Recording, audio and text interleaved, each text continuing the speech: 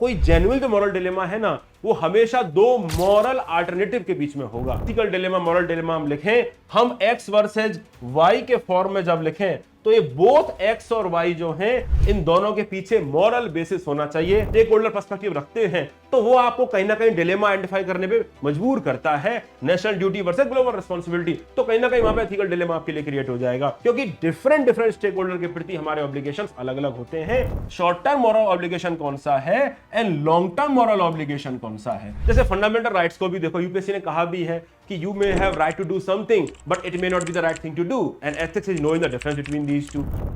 नमस्कार साथियों, मेरा नाम है पीयूष कुमार और मैं स्वागत करता हूं आप सबका आज के बहुत ही खास वीडियो में, जिसमें आज मैं डिस्कस करने वाला हूं how to generate moral dilemmas. दोस्तों, अगर आप यूपीएससी का केस स्टडी का पेपर देखें तो आप पाएंगे एटलीस्ट एक क्वेश्चन कई बार यूपीएससी एथिकल डिलेमा से पूछ लेती है और कई बार काफी सारे एस्पिरेंट्स को वो जनरेट करने में दिक्कत आती है and that create lot of difficulties, है ना। उसकी वजह से मार्क्स भी नहीं आते हैं, टाइम भी लग जाता है, ऑलरेडी के स्टडीज में काफी ज्यादा टाइम लग जाता है और सेक्शन की क्वालिटी कंप्रोमाइज होती है। तो आज की वीडियो में दोस्तों हम डिस्कस करेंगे ऐसे वो कौन से टेम्पलेट्स हैं, कौन सी डायमेंशंस हैं जिनको सोचकर आप एथिकल डिलेमा जनरेट कर सकते हैं। दोस्तों देखिए, खास बात एथिक्स की यह है कि एथिक्स के जो टेम्पलेट्स हैं, एथिक्स की जो थ्योरीज हैं, एथिक्स के जो बेसिस हैं, वो मोर और लेस कॉमन हैं। इसकी वजह से डिलेमास क्रिएट होते हैं। तो मैंने वो सारे टेम्पलेट, सारे वैल्यूज के कॉन्ट्रडिक्शंस जो इमर्ज होते हैं डिसीजन मेकिंग में, वो आपके लिए आज के वीडियो को मैं लेके आया हूं ताकि आपकी डिसीजन मेकिंग में एथिकल डिलेमास को आइडेंटिफाई करने में आपको कोई दिक्कत ना हो। तो आइए शुरू करते हैं। देखिए, सबसे ज्यादा इंपॉर्टेंट है हम पहले ये समझें कि मॉरल डिलेमास होते क्या हैं। देखिए, एक बात इंपॉर्टेंट यह है समझनी कि मॉरल डिलेमास, कोई जेन्युइन जो मॉरल डिलेमा है ना, वो हमेशा दो मॉरल अल्टरनेटिव के बीच में होगा। देखिए, ये बात समझना बहुत जरूरी है कि what do I mean by moral alternative, है ना।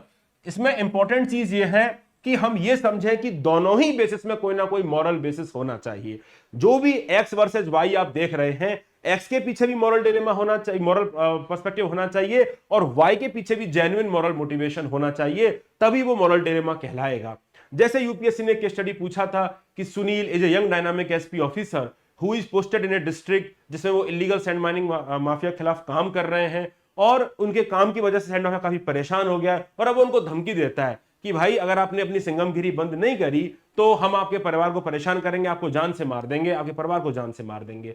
नाउ इस वाले केस में अगर आप ध्यान से देखें तो Sunil clearly is facing moral dilemma, क्योंकि एक तरफ उनका ऑब्लिगेशन है जिसमें वो बात कर रहे हैं कि मेरी ड्यूटी क्या है, मेरी ड्यूटी है रूल ऑफ लॉ मेंटेन करने की, मेरी ड्यूटी है जो माइनिंग के लॉज हैं उनको अच्छे से इंप्लीमेंट करने की, और दूसरी तरफ मेरी रिस्पॉन्सिबिलिटी मेरे परिवार के प्रति भी है क्योंकि मुझे उनको भी सेफ रखना है, और इसकी वजह से मैं दोनों को चूज करने में थोड़ी परेशानी आ रही है। देखिए, इसलिए यहां पे लिखा हुआ है that can not all be satisfied and neither requirement is clearly overridden. Clearly overridden का मतलब यह होता है कि मैं ऐसा नहीं कर सकता कि मैं खाली परिवार को ध्यान दे दूं या मैं खाली अपने जो लॉ है उसको इंप्लीमेंट करने में ध्यान दे दूं, क्योंकि दोनों में से किसी एक को भी मैं करूंगा it will lead to transgression of others, है ना। ऐसा होगा कि मेरे परिवार की जान को खतरा बढ़ जाएगा, या परिवार की तरफ अगर चला गया तो सैंड माफिया मोटिवेट हो जाएगा, उसका इलीगल माइनिंग चलता रहेगा। तो the point I am making is, हमको जब भी एथिकल डिलेमा, मॉरल डिलेमा हम लिखें, हम एक्स वर्सेज वाई के फॉर्म में जब लिखें तो ये बोथ एक्स और वाई जो हैं, इन दोनों के पीछे मॉरल बेसिस होना चाहिए। In the Sunil case it is about duty and it is about duty towards the office, duty towards the public and responsibility towards the private relationship। ये हमको समझ में आना चाहिए। एक चीज इंपॉर्टेंट ये है समझनी कि how it is different than moral temptation। देखिए, यहीं पे अगर सैंड माफिया सुनील को बोलता कि भाई साहब, आप ऐसा हमको क्यों परेशान कर रहे हैं, आप 5 करोड़ रुपए ले लो। 5 करोड़ रुपए थोड़ा कम तो नहीं हो गया आपके स्टैंडर्ड के हिसाब से? चलिए 10 करोड़ रुपए ले लो। अगर 10 करोड़ रुपए आपको ऑफर किए जाते हैं और फिर वो बोलता है कि यार हम माई बाप हमको माफ करो और हमको अपना काम करने दो, आप 10 करोड़ रुपए ले लो। Now this is not about moral dilemma, it is more about moral temptation, जिसमें राइट वर्सेस रॉन्ग है। क्लियरली आपको ब्राइब ऑफर हो रही है और क्लियरली यहां पे टेम्पटेशन है, यहां पे कोई राइट वर्सेस राइट नहीं है। यहां पे एक्स जो कि है अपनी ड्यूटी, जो कि आप इलीगल सैंड माइनिंग के खिलाफ जो काम कर रहे हैं, और वाई है यहां पे ब्राइब। तो ये ब्राइब कोई मॉरल बेसिस थोड़ा ना है, ब्राइब के पीछे कोई मॉरल बेसिस थोड़ा ना है, and that is why it is not the case of ethical and moral dilemma, it is more about ethical issues, moral temptation। ये हमको समझ में आना चाहिए। सिमिलरली कई बार ये होगा मॉरल डिस्ट्रेस होगा कि हम कुछ काम नहीं करवा पा रहे होंगे because of some natural calamity, because of something something, वो वाला केस भी एथिकल डिलेमा का नहीं होता है। देखिए सबसे इंपॉर्टेंट बात हम ये समझ लें कि एथिकल डिलेमा जब भी लिखेंगे हम एक्स वर्सेज वाई के फॉर्म में, तो दोनों के पीछे कुछ ना कुछ स्ट्रॉन्ग मॉरल वैल्यूज होनी चाहिए, स्ट्रॉन्ग मॉरल ऑब्लिगेशन होना चाहिए। और एक तरीका इसका यह है कि अगर आप इसमें से किसी एक के संग भी जाते हैं, there must be some moral residue. Moral residue का सिंपल मतलब यह है कि मन में थोड़ा गिल्ट होना चाहिए। जैसे सुनील अगर केवल ड्यूटी की तरफ चले जाएं, ऑफिशियल ड्यूटी की तरफ चले जाएं, तो उनके परिवार की जान को खतरा और वो उनके मन में गिल्ट पैदा करेगा। या सुनील केवल परिवार की ड्यूटी की रिस्पॉन्सिबिलिटी की तरफ चले जाएं, तो ऑफिस की ड्यूटी ना करवाने का मलाल उनको रहेगा। तो इसका मतलब यह है कि हमने मॉरल डिलेमा सही से आइडेंटिफाई किया है। So look for the moral residue. सीधा सीधा सा मतलब है कि किसी भी एक वैल्यू, एक ऑब्लिगेशन को अगर आप पूरा करते हैं तो दूसरा ट्रांसग्रेस होगा और उसकी वजह से आपको परेशानी होगी। आई थिंक अब आपको एकदम क्लियर समझ में आ गया होगा कि जो मॉरल डिलेमास है they are more about right versus right. There is no dilemma between right versus wrong, that is more about moral temptation, जो मैंने ब्राइव का एग्जांपल लेके आपको समझाया। अब बात आती है कि केस स्टडी में हम मॉरल डिलेमास को आइडेंटिफाई कैसे करें, हम कैसे आइडेंटिफाई करेंगे। तो देखिए इसके बहुत सारे तरीके होते हैं, बहुत सारे टेम्पलेट होते हैं और अब हम उसको डिस्कस करने जा रहे हैं। देखिए एक तरीका होता है कि हम डिफरेंट रेफरेंस शिफ्ट करें। देखिए केस स्टडी जब आप सॉल्व करेंगे तो केस स्टडी में आप ये तो करने ही वाले हैं, जो डिफरेंट स्टेक होल्डर्स को आप आइडेंटिफाई तो करने ही वाले हैं। तो जब भी आप केस स्टडी में स्टेक होल्डर्स को आइडेंटिफाई करते हो तो हर स्टेक होल्डर के प्रति आपका एक मॉरल ऑब्लिगेशन आता है और कई बार वो मॉरल ऑब्लिगेशन आपस में टकराव पैदा करता है। देखिए अगर हम किसी भी स्टैंडर्ड कॉर्पोरेट गवर्नेंस की केस स्टडी को डिस्कस करें तो कॉर्पोरेट गवर्नेंस की केस स्टडी में दोस्तों दो स्टेक होल्डर बहुत इंपॉर्टेंट है। एक तो है शेयर होल्डर भैया जिनकी कंपनी है, जिनके पैसे आपने ले रखे हैं काम करने के लिए, और दूसरी बात है दोस्तों कंज्यूमर। तो अब कई बार ये होगा कि शेयर होल्डर के प्रति आपका जो ऑब्लिगेशन है दैट इज कि भैया प्रॉफिट कमा के देना है, और कंज्यूमर के प्रति आपका जो ऑब्लिगेशन है दैट इज क्वालिटेटिव सर्विसेज देना है। दोनों के बीच में डिलेमा आएगा क्योंकि जितनी क्वालिटी आप बढ़ाते जाएंगे उतनी ही कॉस्ट भी बढ़ती जाएगी और उतना ही प्रॉफिट भी कम होता चला जाएगा। इसी वजह से अगर आप स्टेक होल्डर पर्सपेक्टिव रखते हैं तो वो आपको कहीं ना कहीं डिलेमा आइडेंटिफाई करने पे मजबूर करता है कि यार हमको इसके प्रति हमारा कुछ ऑब्लिगेशन है और इसके प्रति भी हमारा ऑब्लिगेशन है, that is share holders versus consumer. अच्छा गवर्नमेंट भी हो सकती है फॉर दैट मैटर, यहां पे आप रेगुलेटर लिख दीजिए, तो रेगुलेटर के लिए भी आपका कुछ ऑब्लिगेशन हो सकता है, जैसे कि भैया एनवायरमेंटल कंप्लायंसेस करने, बट एनवायरमेंटल कंप्लायंसेस करेंगे तो अगेन कॉस्ट बढ़ जाएगी, प्रॉफिट कम हो जाएगा, शेयर होल्डर के प्रति हमारा ऑब्लिगेशन कम हो जाएगा। So the point I am making is कि जब भी आप कॉर्पोरेट गवर्नेंस में देखें या कोई भी, मैं तो कह रहा हूं अभी आप जैसे एग्जांपल लेते हैं गवर्नमेंट की किसी केस स्टडी का, तो गवर्नमेंट में भी आप देखेंगे तो गवर्नमेंट के पास ही बहुत सारे कंपीटिंग स्टेक होल्डर होते हैं क्योंकि भैया फाइनेंस तो लिमिटेड है। फॉर एग्जांपल ट्राइबल का ऑब्लिगेशन अलग है ना, ट्राइबल्स का पर्सपेक्टिव होगा कि भैया हमारी जमीन हमको हमारे पास रहे, और इंडस्ट्री का पर्सपेक्टिव होगा कि भैया हमें जमीन दिलवाओ, हमें काम करना है, ठीक है। यूथ को लगता है यहाँ पे रोजगार चाहिए हो, एम्प्लॉयमेंट चाहिए हो। So the point I am making is कि डिफरेंट स्टेक होल्डर के डिफरेंट इंटरेस्ट होंगे और कई बार वो कंपीट करेंगे। जैसे फार्म लॉज में देखा हमने फार्मर्स के इंटरेस्ट और कई बार जो प्राइवेट कंपनीज के इंटरेस्ट है वो कोलाइड कर गए। गवर्नमेंट के लिए दोनों ही एथिकल डिलेमाज है क्योंकि गवर्नमेंट की रिस्पॉन्सिबिलिटी दोनों ही स्टेक होल्डर के प्रति बनती है और वो दोनों कंपीटिंग एथिकल वैल्यूज के टर्म्स में आपका एथिकल डिलेमा जनरेट करेगा। आई होप आपको समझ में आ गया होगा। तो एक तरीका ये होता है कि हम बहुत सारे स्टेक होल्डर आइडेंटिफाई करें और उन स्टेक होल्डर्स में उनके प्रति जो कंपीटिंग मॉरल ऑब्लिगेशंस हैं उनको आपस में कॉन्फ्लिक्ट में दिखा दें कि भैया tribals right to land, tribals right to their culture is in conflict with your obligation towards industry, कि उनको इज ऑफ डूइंग बिजनेस आपको करा के देनी है क्योंकि आप वेलफेयर स्टेट हैं, आप उनको भी ध्यान रखना है। तो वर्सेस के फॉर्म में आप लिख सकते हैं या यूथ के टर्म्स में लिख सकते हो कि भैया आपको एम्प्लॉयमेंट अपॉर्चुनिटी प्रोवाइड करा के देनी है क्योंकि आपका उनके प्रति भी ऑब्लिगेशन है, और ये ट्राइबल्स का जो कल्चरल राइट्स है उसके अगेंस्ट जा सकता है। तो कहने का मतलब है कि आपके ऊपर कंपीटिंग ऑब्लिगेशंस कैसे हैं, तो इसको आइडेंटिफाई करने का तरीका होता है आप स्टेक होल्डर बना दें। अब स्टेक होल्डर में आप एक काम जरूर करिएगा, हमेशा साइलेंट स्टेक होल्डर जरूर ऐड करिएगा। साइलेंट स्टेक होल्डर का मतलब क्या है? साइलेंट का मतलब है कि जो केस स्टडी में दे नहीं रखे। जैसे आप बात करें फ्यूचर जनरेशन की, तो किसी भी केस स्टडी में अगर हम एनवायरमेंट की बात करेंगे तो एनवायरमेंट में हमेशा आप फ्यूचर जनरेशन को पिक्चर में लेके आ सकते हैं कि भाई गवर्नमेंट के पास हमेशा डिलेमा होगा कि करंट जनरेशन की ग्रोथ नीड को सॉल्व करें, इंडस्ट्री लगाएं, भैया अनएम्प्लॉयमेंट बहुत ज्यादा हो रहा है, पॉवर्टी बहुत ज्यादा हो रही है, कि हम करंट नीड को सॉल्व करें वर्सेज जो नेक्स्ट जनरेशन का जो हमारा राइट्स है उसके प्रति जो हमारा ट्रस्टीशिप का जो दायित्व है कि भैया जो भी हमारे इकोलॉजिकल रिसोर्सेज हैं उनको हम फ्यूचर जनरेशन के लिए हमको प्रोटेक्ट करके रखना है। तो दोनों कॉन्फ्लिक्ट में आ गए। तो आप नेक्स्ट जनरेशन कर सकते हैं या आप नॉन वोटर्स भी समझ सकते हैं या नॉन ह्यूमन। जैसे जनरली हम एनवायरमेंट में बात करते हैं तो खाली ह्यूमन बीइंग का पर्सपेक्टिव रखते हैं, पर कई बार ह्यूमन बीइंग का पर्सपेक्टिव एनिमल राइट्स के खिलाफ चला जाता है। तो ह्यूमन वर्सेस एनिमल आप कर सकते हैं, वो भी एक एथिकल डिलेमा होगा। जैसे अगर आप टूरिज्म प्रमोट कर रहे हैं तो टूरिज्म में ह्यूमंस का पर्सपेक्टिव भाई बिल्कुल आएगा, पैसा है, जीडीपी है, सफारी वहां पे हो रही है, वर्सेस एनिमल का पर्सपेक्टिव भी आएगा, भैया उनका भी तो राइट है। तो ये बेसिकली एक डिलेमा क्रिएट कर देगा। सबको समझ में आ रहा है? नॉन वोटर का मतलब ये होता है कि भैया जो वोट देते हैं उनका तो ऑब्लिगेशन है, लेकिन जो वोट नहीं देते क्या उनके प्रति सरकार की कोई जवाबदेही नहीं है? तो उनके प्रति उसमें भी अगर आप देखेंगे तो ऑब्लिगेशन क्रिएट होता है। तो कहने का मतलब यह है कि जब भी आप स्टेक होल्डर सोचें तो इनविजिबल स्टेक होल्डर भी जरूर सोचें, साइलेंट स्टेक होल्डर भी जरूर सोचें। उससे यह होगा कि आपको कंपीटिंग एथिकल क्लेम समझ में आ जाएंगे कि नहीं यार, जैसे कॉर्पोरेट सेक्टर है तो कॉर्पोरेट सेक्टर डेफिनेटली कंज्यूमर के लिए तो अकाउंटेबल है ना। तो हमारा जो भी हम सर्विसेज प्रोवाइड कर रहे हैं तो कंज्यूमर के लिए अच्छी क्वालिटी से होना चाहिए, वो तो अकाउंटेबल है ही कंज्यूमर के लिए, but at the same time future generation के लिए भी अकाउंटेबल है। क्योंकि जो मैं रिसोर्स यूज कर रहा हूं जैसे वो केवल आज कंपनी के लिए नहीं है। जैसे जो गूगल के डेटा सेंटर्स हैं, बहुत सारा जो पानी है वो कंज्यूम करते हैं, वाटर कंज्यूम करते हैं। तो हमको ये देखना है कि हमको प्रेजेंट कंज्यूमर को वैल्यू करना है या फ्यूचर जनरेशन के राइट्स को भी देखना है। तो देखिए आपने एक साइलेंट फैक्टर ऐड कर दिया और उससे आपने मॉरल डिलेमा, एथिकल डिलेमा को यहां पे दिखा दिया।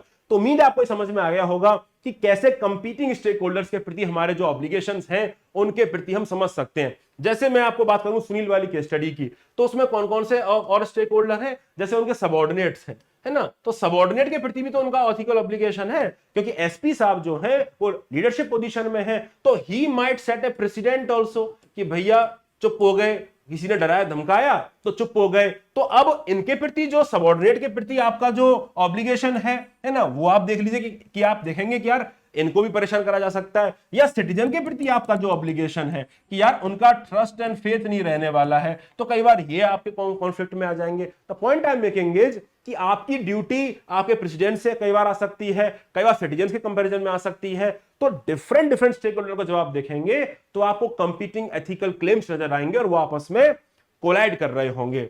देखो इसका एक तरीका ये और होता है कि हमने स्टेक होल्डर वाइज तो कर ही लिया, जिसमें हमने साइलेंट स्टेक होल्डर भी आइडेंटिफाई कर लिए। इसके अलावा एक तरीका यह होता है कि हम इंडिविजुअल को सेंटर में रखें और उसको फिर कंपेयर कराएं कि एक इंडिविजुअल का राइट वर्सेस कम्युनिटी का राइट्स।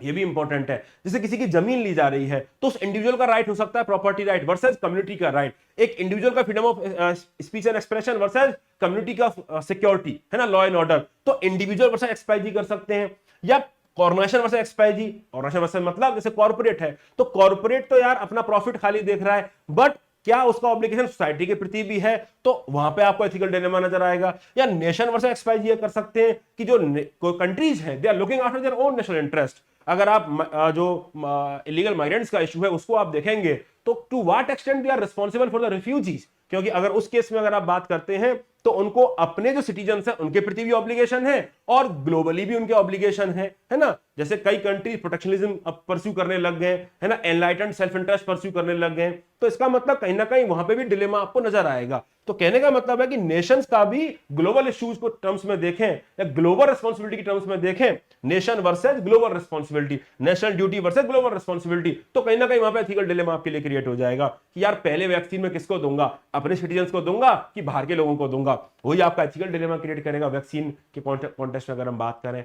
सो सिमिलरली रिलेशनशिप की आप बात कर सकते हैं। मैंने आपको सुनील का एग्जांपल दिखाया कि सुनील के एग्जांपल में प्राइवेट रिलेशनशिप जैसे वाइफ वाला जो एग्जांपल था उसके प्रति हमारी जो रिस्पांसिबिलिटी है वर्सेस सैंड माफिया के प्रति हमारी जो ड्यूटी है ना। तो कहने का मतलब अगर आप देखें, अगर आप अपने फ्रेम ऑफ रेफरेंस को अलग अलग तरीके से शिफ्ट करेंगे तो आपको बहुत सारे कंपीटिंग एथिकल वैल्यूज नजर आएंगे, क्योंकि डिफरेंट स्टेक होल्डर के प्रति हमारे ऑब्लिगेशंस अलग अलग होते हैं और इसकी वजह से वो कई बार वो कोलाइड करते हैं। एक को पूरा करने जाओगे तो दूसरा ट्रांसग्रेस हो जाएगा। आई थिंक अब आपको ये समझ में आ गया होगा। तो स्टेक होल्डर्स वाइज भी आप जा सकते हैं एथिकल डिलेमा जनरेट करने के लिए। और तरीका होता है कि हम टेम्पोरल तरीके से सोचें। तो टेम्पोरल मतलब short term versus long term. ये कई जगह पे लगेगा, जहां कहीं भी शॉर्टकट लेने की बात हो रही है, या कॉर्पोरेट्स की आप बात करें तो कॉर्पोरेट्स कई बार शॉर्ट टर्म में प्रॉफिट परस्यू करते हैं, जो अपने आप में गलत चीज नहीं है, बट लॉन्ग टर्म क्रेडिबिलिटी का नुकसान उनका हो सकता है। तो short term versus long term लगा दीजिए। या अगर हम एडमिनिस्ट्रेशन की बात करें तो हिस्टोरिकली क्या प्रेसिडेंट रहा है उसको पिक्चर में ले आइए, वर्सेज फ्यूचर में आप क्या हमारे ऑब्लिगेशन है उसको पिक्चर में ला सकते हैं। तो टेम्पोरल भी एक तरीका होता है कि हम अपने ऑब्लिगेशन को टेम्पोरल डायमेंशंस में सोचें कि हमारा short term versus long term interest collide कर रहा है क्या, और आप पाएंगे ये बहुत बार करेगा। एडमिनिस्ट्रेशन में कई बार शॉर्टकट्स लेने की बात होती है कि किसी ब्रिज में एक माइनर सा क्रैक आपको दिख गया, अब वो माइनर से क्रैक पे अगर आप अभी रिपोर्ट बनाते हैं तो डिसीजन मेकिंग डिले हो जाएगी, प्रोजेक्ट का इनॉग्रेशन हो रहा है, तो शॉर्ट टर्म में कुछ नुकसान आपको दिख रहा है, अगर नहीं करेंगे तो लॉन्ग टर्म में भैया और भी नुकसान है, क्रेडिबिलिटी आपके डिपार्टमेंट की चली जाएगी, अगर ब्रिज कोलैप्स हो गया तो आपकी अकाउंटेबिलिटी फिर भी रहेगी। तो आप ध्यान से देखें कि short term versus long term बहुत जगह प्ले करेगा, स्पेशली जहां पे भी आपको शॉर्टकट लेने में मजबूर किया जा रहा होगा, जहां पे भी आपको कहेंगे कि यार ये वाली चीज को ओवरलुक कर दो, तो शॉर्ट टर्म में तो प्रॉफिट देगी बट लॉन्ग टर्म आपको खराब कर देगी। अब एक चीज ये है समझना कि जब भी आप एथिकल डिलेमा लिखेंगे तो केवल short term versus long term नहीं लिखेंगे, क्योंकि देखो short term versus long term तो अब हर किसी की स्टडी में ऑलमोस्ट लगा पाएंगे, तो आपको लिखना पड़ेगा कि शॉर्ट टर्म इंटरेस्ट कौन सा है, शॉर्ट टर्म मॉरल ऑब्लिगेशन कौन सा है, and long term moral obligation कौन सा है। जैसे कॉर्पोरेट्स का लॉन्ग टर्म मॉरल ऑब्लिगेशन है क्रेडिबिलिटी का, है कि उनको उनके लिए लेजिटिमेसी नहीं रहेगी, और शॉर्ट टर्म ऑब्लिगेशन उसका प्रॉफिट का भी है ना, तो प्रॉफिट वर्सेस लेजिटिमेसी एक कोर वैल्यू बन जाएगी, short term interest of profits versus long term interest of legitimacy, है ना, legitimacy in the eyes of people. तो ये मैं आपको समझाना चाह रहा हूं कि आपको शॉर्ट टर्म और लॉन्ग टर्म लिखना पड़ेगा, कौन सा इंटरेस्ट की बात कर रहे हो, कौन से मॉरल ऑब्लिगेशन की बात कर रहे हो, तब जाके बात बनेगी। आपको समझ में आ गया? तो short term versus long term या हिस्टोरिकल वर्सेस फ्यूचर करके भी आप डिलेमा क्रिएट कर सकते हैं, that is temporal basis of creating dilemmas. Similarly दोस्तों कॉन्स्टिट्यूशन को अगर हम ध्यान से देखें तो हमारा कॉन्स्टिट्यूशन भी बहुत सुंदर है, बहुत सारी वैल्यूज हैं जो कई बार कॉन्फ्लिक्ट में आती हैं। जैसे फंडामेंटल राइट्स को भी देखो, यूपीएससी ने कहा भी है कि you may have right to do something but it may not be the right thing to do, and ethics is knowing the difference between these two, कि आपके जो अधिकार हैं और क्या आपको करना सही है या गलत है, इसी के बीच में अंतर जानने का जो विधा है वही एथिक्स है।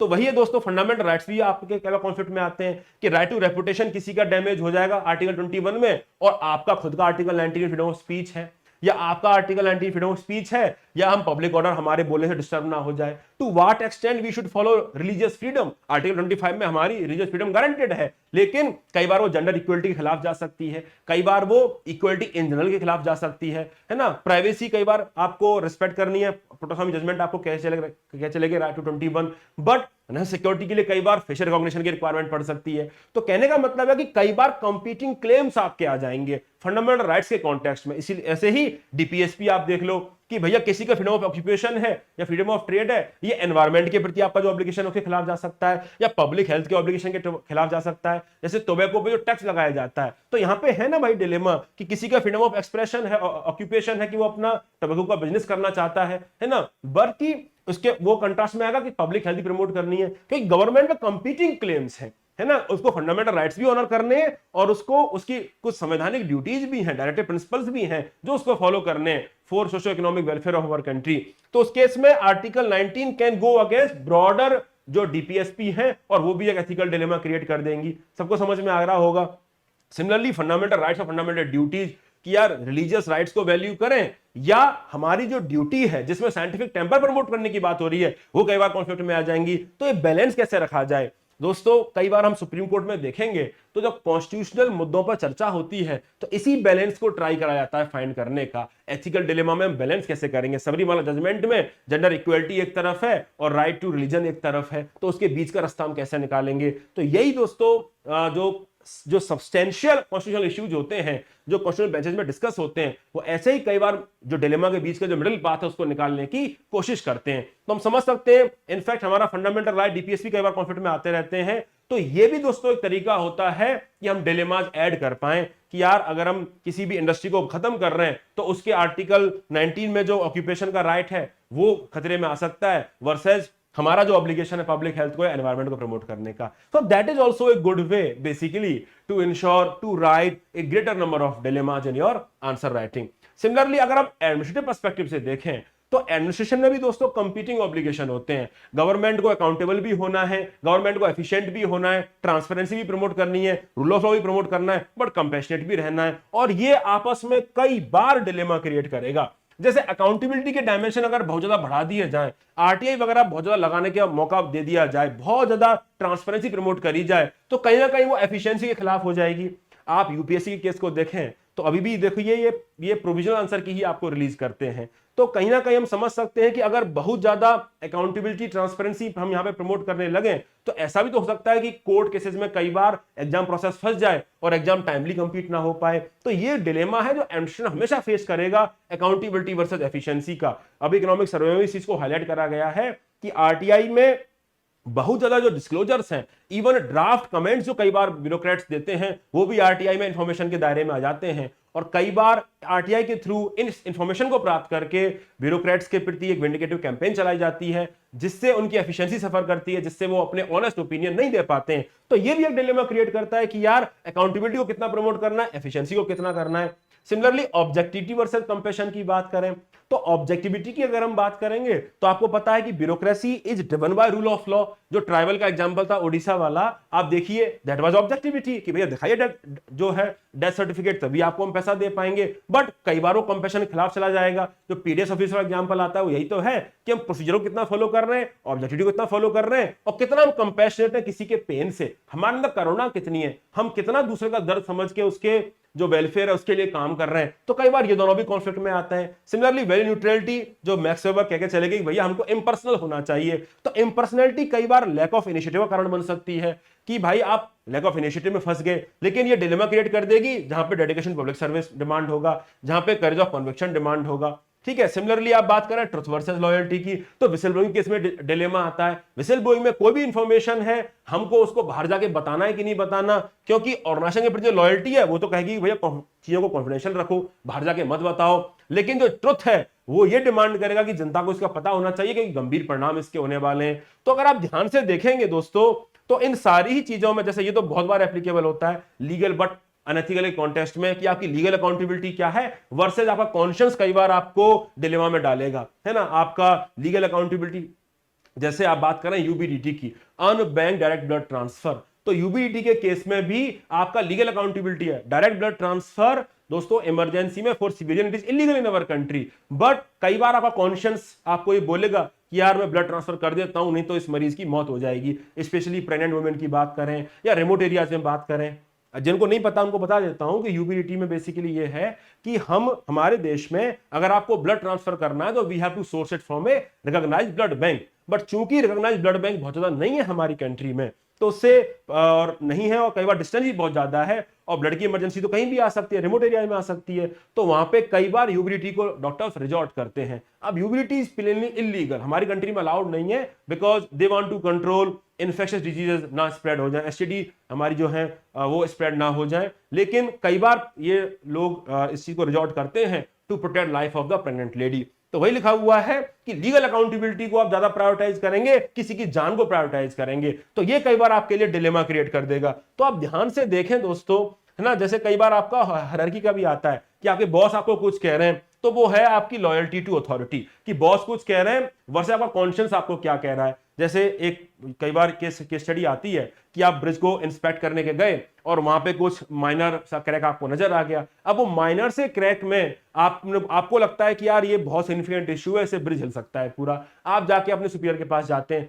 और सुपीरियर आपको बोलते हैं कि यार ये ठीक है, इसको जाने दो और अप्रूव करो। तो अब आप हायरार्की फॉलो करेंगे क्योंकि एडमिनिस्ट्रेशन में हायरार्की की इंपॉर्टेंस है, या अपना कॉन्शियस फॉलो करेंगे। तो कई बार हायरार्की और कॉन्शियस पिक्चर आपस में कॉन्फ्लिक्ट में आ जाते हैं और उसकी वजह से आपको मॉरल डिलेमा होता है। तो अगर हम देखेंगे दोस्तों तो एडमिनिस्ट्रेशन में डिफरेंट वैल्यूज हैं जो आपस में कॉन्फ्लिक्ट में आती हैं और उसके वजह से भी एथिकल डिलेमाज क्रिएट होता है। फिर दोस्तों थ्योरीज के कॉन्टेक्स्ट में भी मॉरल डिलेमाज हम समझ सकते हैं। आप सबको पता है कि कैसे एंड्स और मीन्स कई बार कॉन्फ्लिक्ट करते हैं। जैसे अगर हम बात करें यूटिलिटेरियनिज्म की, तो utilitarianism basically greatest good to the greatest number of people promote करता है, बट कई बार ये हमारी ऑफिशियल ड्यूटी के खिलाफ जा सकता है, कई बार ये लोगों के राइट के खिलाफ जा सकता है। जैसे आपने किसी से प्रॉपर्टी ली और जबरदस्ती प्रॉपर्टी लेने की नौबत आ गई क्योंकि हमको प्रमोट करना है। जबरदस्ती का मतलब कि आपको लैंड एक्वायर करनी है फॉर नेशनल इंटरेस्ट, तो कहीं ना कहीं कई बार वो उसके प्रॉपर्टी राइट्स के खिलाफ चला जाता है। तो हम राइट्स को और greatest good greatest number of people को कैसे बैलेंस करेंगे, प्राइवेसी को और सिक्योरिटी को कैसे बैलेंस करेंगे, तो आप पाएंगे दोस्तों इस केस में भी कई बार गड़बड़ होता है। एक यूपीएससी ने क्वेश्चन पूछा था कि falsehood become truth when it results in unblemished common good. तो कई बार एडमिनिस्ट्रेशन डिजास्टर में ये बोलता है कि यार सब अच्छा है, एवरीथिंग इज अंडर कंट्रोल, है ना, और होता ना भी हो under control, but by saying this they prevent कि कोई भी डिसऑर्डर ना आ जाए, केओस ना मच जाए, है ना। तो इसीलिए जो झूठ बोला जा रहा है यहां पे डिलेमा होता है कि हम greatest good greatest number of people बोल रहे हैं या हम एक कायर बन रहे हैं या झूठा आदमी बन रहे हैं, वर्चुअल एथिक्स को फॉलो नहीं कर रहे हैं। तो आप पाएंगे कि थ्योरी के बेस पे भी बहुत सारे डिलेमाज आप क्रिएट कर सकते हैं। Mean versus and, virtual ethics, हम कैसा पर्सन बन रहे हैं, क्या हम झूठ बोल रहे हैं गलत मीन्स को फॉलो करने से, या हम एंड्स अच्छे देख रहे हैं। तो ये कई बार कॉन्फ्लिक्ट में आएंगे। कई बार हम जस्टिस को वैल्यू करेंगे, है ना, जस्टिस की इंपॉर्टेंस है, और कई बार हम मर्सी की बात करेंगे। अब देखिए जैसे फार्म लोन वेवर होता है, अब फार्म लोन वेवर के पहले डिलेमा हमेशा आता है कि यार जो लोग लोन का पेमेंट टाइम से नहीं कर रहे हैं, तो आइडिया तो यही है कि भैया उनको पेमेंट टाइम से करना चाहिए, तो उनके खिलाफ आप पिनोटिव एक्शन लेंगे या मर्सी रखेंगे, कंपैशन रखेंगे कि यार अकाल आ गया या इनको जेन्युइन प्रॉब्लम है। तो वहां पे भी एक डिलेमा आता है कि यार फिजिकल प्रूडेंस हमको फॉलो करनी है या हमको कंपैशन फॉलो करना है। तो कहने का मतलब है कि जस्टिस, कंपैशन, फेयरनेस, ये कई बार हमारे लीगलिटी के जो है ना उसके करस्पॉन्डिंग डिलेमा क्रिएट कर देते हैं, और यही हमको समझने की जरूरत है। तो दोस्तों उम्मीद है आपको समझ में आ गया होगा कि एथिकल डिलेमास का मतलब क्या होता है, how we can generate ethical dilemma. Stakeholder के टर्म्स में बात करें तो अलग अलग पर्सपेक्टिव में सोचिए, टेम्पोरल सोचिए, है ना, शॉर्ट टर्म लॉन्ग टर्म सोचिए, इनविजिबल स्टेकहोल्डर थोड़े ऐड करिए ताकि और अच्छे से आप उसको बना पाए। इसके अलावा थ्योरीज को देखिए, हमारे खुद के कॉन्स्टिट्यूशन को देखिए, एडमिनिस्ट्रेटिव जो ऑब्लिगेशंस हैं उनको देखिए। तो कुल मिला के अगर आप ध्यान से देखें तो काफी सारे एथिकल ऑब्लिगेशंस हमने समझ लिए हैं, एंड आई एम श्योर अगर आप इसको अच्छे से रिवाइज करेंगे in actual case studies you will be able to identify ethical dilemmas now very promptly, क्योंकि यही सबका खेला इसमें होता है, घूम घूम के आते रहते हैं। बट इंपॉर्टेंट चीज ये है कि जब भी आप एथिकल डिलेमा रखें, वर्सेस के फॉर्म में जब लिखें, तो दोनों चीजों को केस स्टडी की इंफॉर्मेशन से कोरिलेट करें।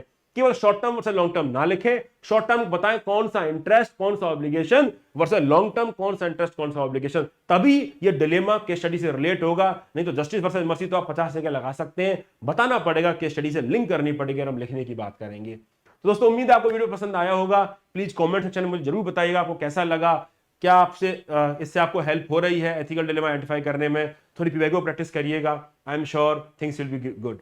ठीक है, मिलते हैं अगले वीडियो में जल्दी ही, तब तक के लिए बाय बाय, टेक केयर।